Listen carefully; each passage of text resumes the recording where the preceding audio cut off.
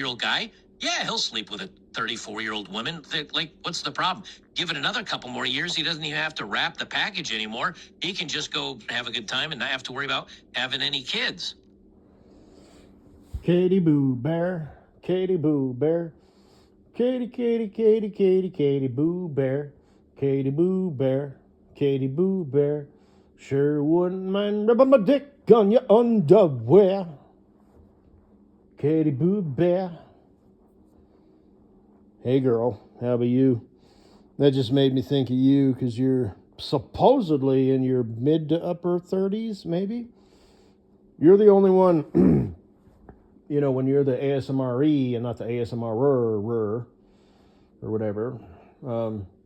You're the only one who gives, you know, being born in like, you know, 1980s, right? And everybody else is like, I'm just a sweet, innocent little young thing. Tee-hee, tee-hee. I'm 24. Tee-hee. But, anyway, I don't know. I know you want to get married, and I'm assuming you want kids, so you better hurry the fuck up and find you a man, which you may have. You know, like I said, you were doing something, you know, over the Super Bowl weekend, and, you know, I spent pretty much all weekend just pacing back and forth, smoking cigarettes and drinking scotch. What the fuck is she doing? I just know she's out with a fucking other man. They're having a good ass time at these fucking, just all that shit, man. Like I said, introducing her to her folks, and but she didn't even like football, you know, and just all that. Or maybe you're at a funeral for all I know. But, you know, although you're the type of girl who would, I was gonna say maybe share that stuff on your ASMR channel. You know, because I know that one time you had said, please go easy, be kind, I'm going through some shit, but that's all you said. But you know, like ASMR, love ASMR so much, and it's such an important part of your life. You know, that whole fiasco with your dog, Cindy, you know, I don't know if somebody said, keep your damn dog out of the frame, and you were like, oh, this is not where I'm going to go. And then other people were like, no, your dog's part of it. She's cute. She's adorable, you know. And you were like, and now you're, you know. So I don't know, you know. And you asking your fans, should I get my dog spayed and neutered? I don't know. Can you think for yourself? You know, she's your dog. What do you think's best, you know? I mean, I guess it does maybe change their personality or whatever, but I don't know. Do you think your dog's ever going to encounter a boy dog? You know, maybe you don't need to. You know, maybe she never leaves your apartment, house, condo, whatever your living situation is. But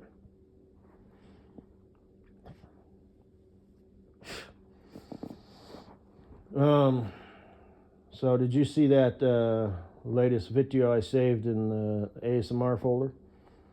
That's adorable, I gotta say. She sounds like she's British or perhaps an Aussie. Good day, mate. It didn't say anything about her, you know, being no, it did say that. That was that other dude, the Benny, who interjected, you know, boss girl. Maybe she wasn't a boss girl. Maybe she was just a Joe Blow employee. Maybe she wasn't, you know, all that, you know, fish bicycle type. He was just doing that to, you know, I listened to him. I subscribed to him, you know, whatever. But,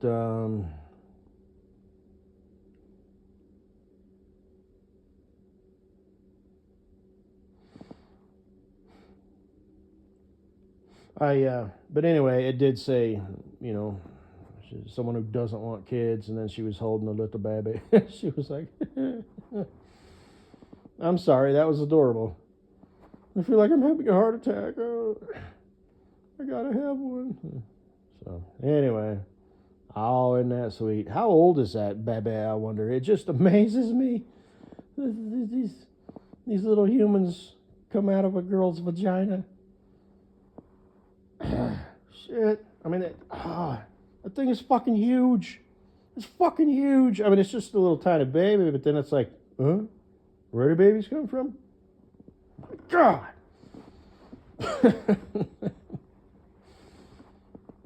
I mean, I know it's got its diaper on and, you know, its clothes and it's all puffy and whatnot, but still, it's like, no.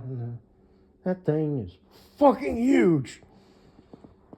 You know, and most babies are born anywhere from like, you know, 6, 7, 8, maybe even upwards of 9 pounds. You know, it's like, fuck. You just squeezed a 9-pound fucking little human out of your fucking vagipus. Baby, you okay? You need a glass of water or anything? Shit. You know, you're patting her forehead down. She's like, I'm fine. Just leave me. You sure you're okay? You're not just in shock? But anyway.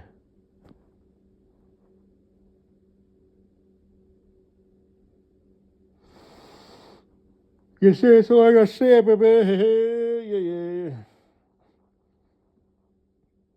It's too bad I'm just a troll. I don't do that shit, and this is complete and utter fucking bullshit. Because, baby, I truly would be the expediter of your dreams. Consolidator and expediter. So, I stumbled across some AI shit, which is actually pretty decent. It didn't have any, talking, and like I said, the visual stuff is pretty good. And it was where this chick in this blue skirt type dress, not like a tight skirt or anything, but a skirt, got whacked in the face with a football and fell backwards, and then got up real quickly, you know, like, oh, hey, no big deal, whatever, hey, act like it didn't happen, and then she kind of falls backwards again. And you can kind of see that she had on, white pantywears. And then it happened again, but it was a different angle, and the ball hit her, and she fell a different way, and she had on black, like thong panties. So, it's not just, a program where it's like, okay, let's exchange those pantywears with these pantywears. It was completely AI. But that's like an example that, it's like, well, if you didn't know, that is something that could have happened, but it didn't. It's AI, And like I said, I don't know if it can be initiated, if, it's the Ben and Brians of the world creating that shit or what, because, I mean, it's all going to be bullshit, And my opinion is, it's like, well, if it didn't happen, then you shouldn't post it. I saw a thing, it popped up. Well, you see that a lot now. It'll say, such and such real video, and it's like, oh, well, thank you for clarifying. I thought perhaps it was AI, because they're trying to, get the clicks and get the views and, those billionaire mindset, movers and shakers, I'll post a video and then, once I get so many views and once they peter out, 3 months later, I'll take the video down and repost it with a different thumbnail and a different name and, hey, ho, hey, Ben and Brian types.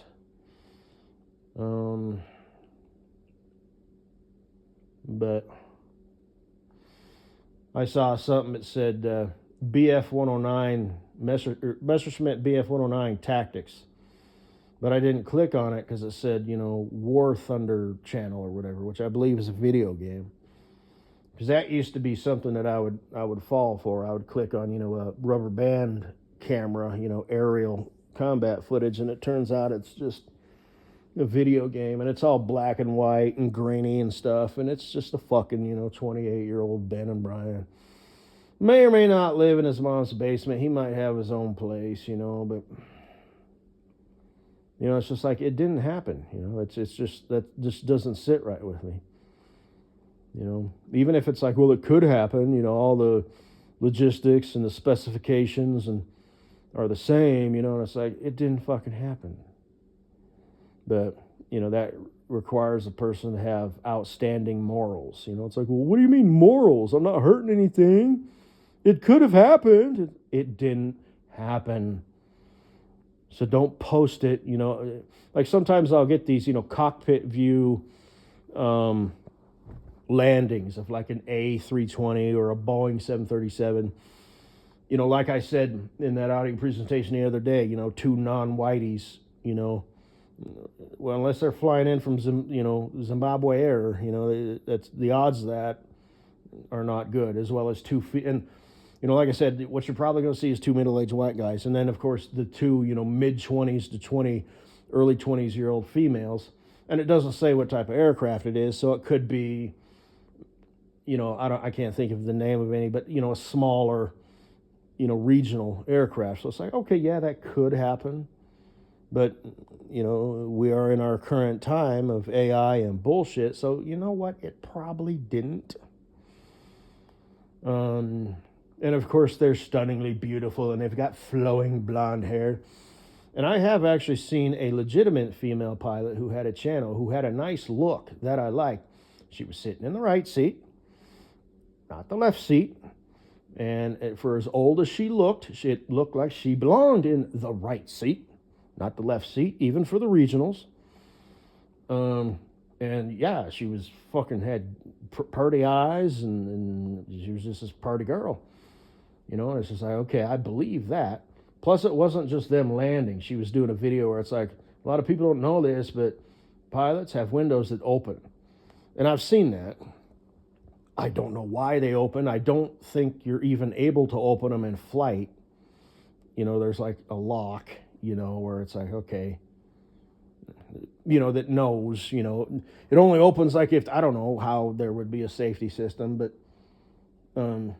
why you would need to open the window, I don't know. Maybe to yell down to the ground crew, hey, kick them tires for me, would you? I forgot. During their walk around or whatever, where they're just checking basic shit. There's so much, you're just a walk around, a pre-flight, on a big plane, so okay, fine. You're just looking for anything that's like blatantly obvious, a missing panel or whatever.